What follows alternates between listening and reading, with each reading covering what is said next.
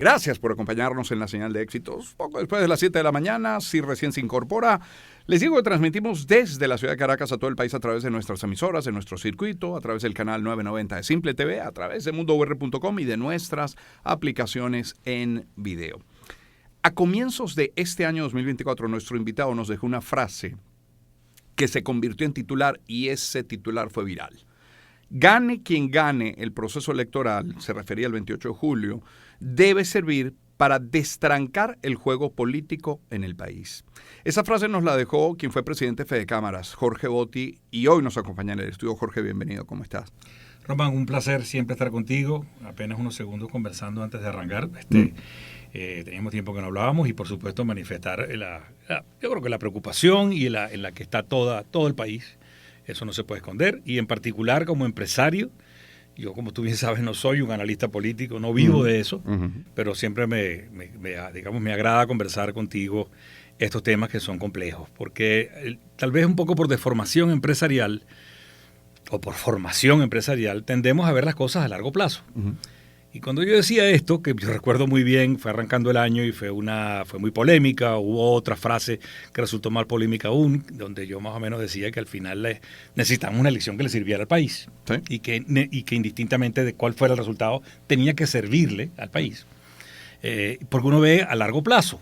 Hoy estoy obligado también a seguir viendo a largo plazo. Siento que está en un momento neutro en este instante. Hay una especie de zona cero de la política. ¿Destrancado no está? No, para nada. Por eso hablo de zona cero. Y por cierto, la frase no es mía, es de Ricardo Sucre, quien sí es un buen analista político. Sí.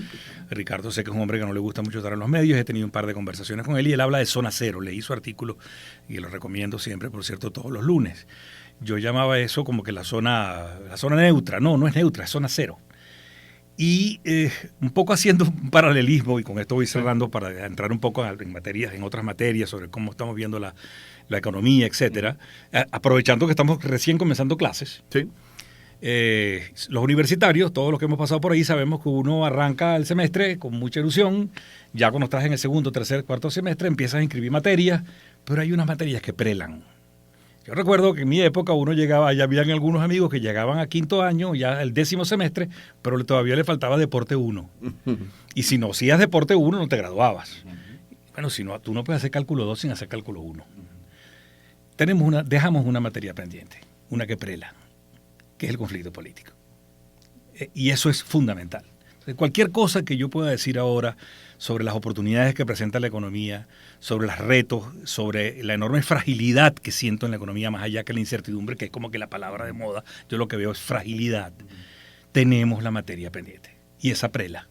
Y si no nos abocamos a ella, en algún momento tenemos que salir de la zona cero y comenzar de nuevo a andar los rieles de la política. Sí, entiendo bien. A ver, todos sabemos, el 28 de julio ocurrió. El país, y creo que el mundo tiene muy claro lo que allí ocurrió. Ha habido, sin embargo, un anuncio, una ratificación de ese anuncio. Y ahora, pues, entramos en esta inercia. Inercia, por cierto, ya vivida en episodios anteriores, aunque se puede decir que el liderazgo opositor es distinto, que se están haciendo las cosas de otra manera. La verdad es que poco a poco, en la medida que pasan los días, el ciudadano como que va buscando de nuevo su normalidad. Entonces, no se puede decir, listo, se pasa la página, porque tienes esa materia que prela. Por eso exactamente puse el ejemplo. Por mucho que querramos, y me refiero a cualquier ciudadano que además tiene todo el derecho a buscarse su vida, a salir todas las mañanas a trabajar, a ser feliz, a disfrutar, a casarse, a tener hijos, a echar broma, y los empresarios a seguir levantando Santa María. No culpo a quien quiera seguir adelante, y hay que buscar las formas de mejorar los estándares de vida, pero la materia sigue prelando. Ahí no podemos obviarlo. Y ¿cómo se resuelven esos conflictos? Los más duros del mundo, todos tienen solución. Y por supuesto que yo entiendo, y además comparto, no solamente lo entiendo, que las demandas de los actores involucrados tienen que permanecer vivas. No es cuestión de pasar la página y normalizar. Hay eventos políticos tan gruesos que no puedes evitarlos o no puedes borrarlos por eventos jurídicos. Los eventos políticos son eventos políticos. Me voy un poco más atrás, la primaria. La primaria ocurrió. No importa que alguien diga que no ocurrió, ocurrió. Y esos son los hechos políticos de la historia. Hay hechos políticos que terminan siendo, y siento que todavía estamos bajo la sombra de ese hecho político, terminan siendo detonantes más tarde o más temprano de otros hechos que producen cambios. Y si del 28 vas a la primaria y de la primaria sigues atrás, te vas a encontrar otras materias que siguen prelando. Pero claro. Es que es mucho el acumulado ya. Es mucho el acumulado, pero lo que no puedes hacer es sentarte a llorar en un rincón. Fíjate, es Jorge Botti quien nos acompaña en el estudio. Jorge, uno entrevista, tiene la posibilidad de entrevistar, no con toda la frecuencia que uno quisiera, pero economistas y políticos y defensores de derechos humanos y trabajadores humanitarios. Hace poco tuvimos a Feliciano Reina. Sí, lo escuché. Y en muchos casos, que no me refiero a Feliciano, se dice que el país es inviable, que el país no puede seguir así. Y uno se pregunta, ¿de verdad el país es inviable? Mira, Román, creo que la clave de todo esto es entender que el país está por encima de sus actores. Obviamente, lo que tenemos que desear, y yo decía en más de una ocasión, creo que contigo también lo he comentado, he dicho en muchos momentos, en los últimos años, que es que el país así no nos sirve. Independientemente de que a mí me esté sirviendo en este momento, el país como un todo no nos sirve, además no le sirve a nadie, no le sirve a quienes gobiernan, a quienes mandan, pero tampoco a los demás, porque no fluye. Yo decía que dependiendo de lo que sucediera en el entorno, en el evento electoral, íbamos a tener, no había otra cosa que pasara que en la economía sino crecer. Y yo sigo sintiendo que la economía no puede ir a ningún otro lado sino para arriba. Pero puede ir muy desigualmente, donde precisamente las diferencias que tú acabas de señalar se van a profundizar mucho más, donde solo vamos a ver bolsones, pequeñas burbujas que siguen teniendo crecimiento. Yo siempre fui muy crítico al crecimiento que vimos en el año 20, 21 y 22, porque sentía y sigo sintiendo que tiene el techo muy bajo, pero creo que igual va a haber crecimiento, desigual, completamente injusto si se quiere. Todo crecimiento económico es desigual, por definición. Es imposible que todo el mundo crezca al mismo tiempo. Pero en este entorno, donde tú tienes atadas las manos y un pie amarrado atrás y un parche, es imposible hacer política económica. Entonces, yo vi con mucha atención, por cierto, recientemente estuviste a mi buen amigo Pedro Pacheco, presidente de la Asociación Bancaria, y él dejó marcado un tema del que poco se habla. Tenemos que refinanciar la deuda externa. Claro. Sin eso tú no ordenas la economía. No hay herramientas para hacer política económica. Así, eso suena muy bonito, pero eso solo se hace sin sanciones. Sin todas las sanciones económicas sectoriales. Y entonces eso nos vuelve a traer a la materia pendiente. Sin resolución del conflicto político, eso no va a ser viable. Y a ver, y se están buscando soluciones, y se están buscando dentro y se están buscando fuera. Fue muy crítica, muy franca, muy directa la posición, por ejemplo, del presidente de Chile, Gabriel Boric, con respecto al gobierno venezolano, pero también diciendo que las sanciones que de nuevo anuncia Estados Unidos, porque se van a ampliar, no permiten ver bien el panorama de lo que está ocurriendo en Venezuela con impacto en países como, por ejemplo, precisamente Chile. Jorge, son muchos años, Jorge Botti, nuestro invitado, son muchos años con una situación similar, o peor, porque antes no estaba Chevron y hoy Chevron es actor. ¿Qué decirle a empresas? ¿Qué decirle, entre empresas, a propios medios de comunicación que intentan mantenerse a flote? ¿Qué decir en un momento como este? Sí. ¿Dónde encontrar esa esperanza de la que tú tanto has hablado en otras ocasiones? Bueno, yo creo que son difíciles, son momentos muy emocionales. No solamente estamos en zona cero, pero creo que la sombra todavía de los hechos políticos está muy, muy pronta como para definir rumbos. Sí. Cuidado, sí. No son tiempos de decir, no, esto se acabó, aquí no hay más nada que hacer. No es verdad. O sea, la dinámica sigue su curso. Tú mencionaste algunos actores internacionales. Te comento, por ejemplo, qué cosas veo como peligros, muy brevemente antes de entrar específicamente en lo del tema empresarial. Como por lo menos algunas señales que me parecen positivas. Tú mencionaste al presidente Boric, que ha habido otros. Fíjate que los parlamentos han tomado resoluciones. Sí. Los estados, los jefes de estado no tanto. Argentina, por ejemplo, que salió muy duro al principio, su canciller declaró hace creo que una semana, no nos corresponde a nosotros decir quién manda en Venezuela. Creo que esa prudencia nos señala algo, que es que los jefes de Estado, los que verdaderamente manejan las naciones, están comprendiendo que no es sano que el conflicto venezolano se convierta en un conflicto doméstico de cada país internamente. Cuidado, en España este jueguito se está convirtiendo en una pelea entre el PSOE y el PP. Lo mismo puede estar pasando en Colombia, lo mismo sin duda alguna está pasando en los Estados Unidos. Eso es, claro. Yo recuerdo, y a riesgo de que me alargue más de lo que debería, yo recuerdo un mensaje, una cosa que me dijo Genaro Arriagada, de quien se habla, que es el gran artífice de la transición chilena, y esto me lo dijo en el 2010. Me dijo, Jorge, tengan cuidado, no conviertan el conflicto venezolano en problemas domésticos de grandes países, porque complican más las cosas. Entonces, cuidado, cuando el jefe de Estado dice lo que dice Boric, pero tampoco toma otras decisiones, creo que se está conformando un escenario internacional que deje espacios para algún tipo de negociación, donde cada quien va a tener sus demandas, pero que al final decante una negociación. ¿Con qué incentivo, Jorge? Porque el gobierno tendría que sentarse. ¿A quién, con quién y para qué? Mira, construir escenarios políticos es el reto en estos momentos. Ya se hicieron unos cuantos, que arrojaron hechos que, insisto, son una sombra sobre lo que hoy acontece. Convertir hechos políticos en cambios de realidades, que por cierto yo creo que ya se hicieron muchos cambios de realidades y creo que los líderes que tuvimos y la conducción política le cambió la realidad al país en los últimos 12, 18 meses. Eso no, el que lo niegue está completamente loco. Eso implica que los retos que tenemos por delante ahora es cómo crear condiciones políticas de nuevo para que esas negociaciones e incentivos vuelvan a tener sentido. Las empresas creo que lo tienen muy difícil. Yo dije hace un momento, no veo otra opción sino crecer. La otra opción que teníamos era crecer vigorosamente, si hubiéramos tenido, digamos, una elección que le sirviera al país. En fin, pero cuidado, sí tenemos un riesgo enorme, y lo digo ahora como empresario.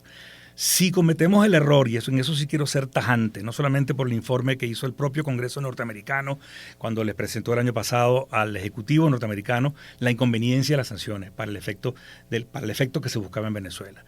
Espero que no se cometa el error de, por ejemplo, levantar licencias como las de Chevron. Creo que eso sería un error garrafal porque lo que va a hacer es meter en más problemas del país y meternos más en la zona cero.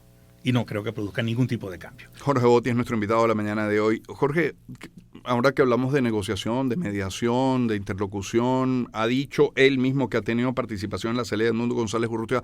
¿Qué opinión te merece Rodríguez Zapatero? No tengo suficiente información como para responderlo, pero sí te puedo decir algo, Román. Y eso tiene mucho que ver con mi forma de ver la política y de aproximarme a ella. Siempre hay intereses, de eso no lo podemos negar. Pero creo que en conflictos tan gigantescos como el que tenemos, esos personajes que medien, nos gusten o no, son necesarios. Petro, Lula. También. No conviene una cosa como esta. Que no es la solución que a algunos les gustaría, incluyéndome, la que sea perfecta. No importa. Lo importante es que haya actores. Cuidado si el propio Boric, por eso se ha medido. Y hasta Milei, que venía con todo, manda a su canciller a medirse. Yo no soy, dice el canciller, quien decide quién manda en Venezuela. No, Jorge, has participado en procesos de negociación. Fuiste presidente de Fede Cámara. Fede Cámaras hoy tiene parece ser una muy buena relación con el Ejecutivo Nacional. ¿No pudiera ser un actor quizás un poco más protagonista en la búsqueda de soluciones? ¿Lo está haciendo y no lo sabemos? Bueno, en primer lugar, creo que tenemos que entender que son momentos en los que las operaciones, las reuniones que no vemos públicamente quizás son más importantes que las que se percibe públicamente. Hay mucha emocionalidad. Yo siento, sería tonto esconder que hay una demanda social general sobre actores como la Iglesia, sobre Fede Cámara, sobre los empresarios en general. En lo particular yo siento que puede haber más compromisos. Esa relación es inevitable, la relación con quienes manejan los hilos del poder, porque dependen de sus decisiones el manejo de la empresa. Pero creo que podría convertirse en un actor de mayor peso para dejar de ser observador y ser parte de las soluciones. Eso no es fácil. No le envidio el cargo al actual presidente de Fede Cámara. No, seguro que no. Pero creo que se puede hacer un papel. Jorge, además por tu personalidad, yo me imagino que tú durante y luego de tu presidencia de Fede Cámara has tejido una red de contactos muy interesante, incluso con gente del gobierno. La posición no oficial, pero que recoges de conversaciones con actores del gobierno, ¿cuál es? ¿Qué percepción tienen ellos del país? Yo sí he construido durante muchos años, los últimos 10 sobre todo, relaciones de todo tipo. Hay algunas, por ejemplo, que no son públicas, pero son notorias. Por ejemplo, el Grupo de Boston. Sí, el Grupo de Boston, yo pertenezco allí, estoy solamente en la parte económica, pero es inevitable y además me gusta hacer contactos políticos. Debo decir que no he tenido ninguno después del 28. Yo no sé qué está pasando, qué piensan, pero pienso que hay que hablar. Eso sí no lo voy a dejar de hacer. Es importante hablar con actores de todo nivel, que estén más cercanos a la empresa, que estén más cercanos a la política. Solo hablando podemos entender qué está pasando, qué se piensa y qué tan viable es crear condiciones políticas para buscar soluciones a la materia que nos queda pendiente. escenarios económicos y, si quieres ser más preciso, escenarios empresariales para... Ya no sé si bypassear 2024 y concentrarnos en 2025. Yo veo en 2020 lo que queda de 2024 con muy, muy escasos sectores creciendo. Telecomunicaciones, tal vez, agroindustria, los de siempre, los que hemos hablado. Tú has conversado con economistas que manejan con Asdrúbal, que maneja muy bien esto. Pero veo un año 25 complejo. Cuidado con el año que viene, a mis colegas empresarios. Nosotros tenemos una situación como esa, por cierto, no lo comenté, pero a mí me asombra mucho, he hablado con varias personas, no lo he hablado con Asdrúbal, quisiera hacerlo pronto. Las condiciones macro, para hablar en términos muy economistas, es decir, el flujo de dinero, las condiciones macro que tenemos hoy, ya finalizando septiembre, son muy similares, por no decir exactamente las mismas, las que había hace 65 días. Los empresarios esperábamos una corrección cambiaria después de las elecciones, estaba pendiente, una corrección ordenada. Está pasando algo distinto. Se está yendo al mercado paralelo, ya estamos casi en 20%. ¿Qué está pasando si las condiciones macro son las mismas, si el flujo de dinero es el mismo? ¿Por qué no está funcionando ese, digamos, acertado, para decirlo con todas sus letras, con tu puerto del cañón, acertado manejo, entre comillas, de la economía, que la había mantenido cierta estabilidad y además ya se anunciaba que estaba pendiente una corrección cambiaria? ¿Por qué no ha sido capaz el gobierno de hacerlo? Creo que hay que cuidar muchísimo el flujo de caja. Creo que en estos momentos hay que pensar muy bien en cada inversión que está pendiente, porque si usted tiene un negocio que está paradito, manténgalo paradito, no invente, porque a lo mejor ya no va a estar paradito. Es muy complejo lo que puede venir. Nos estás dejando otro titular. Cuidado, eso no es un chinazo. Jorge, agradecido por esta visita. A ti, Román, siempre es un placer hablar contigo y atento siempre a tu llamado. Muchas gracias. Jorge Botti, quien fue presidente de Fede Cámaras.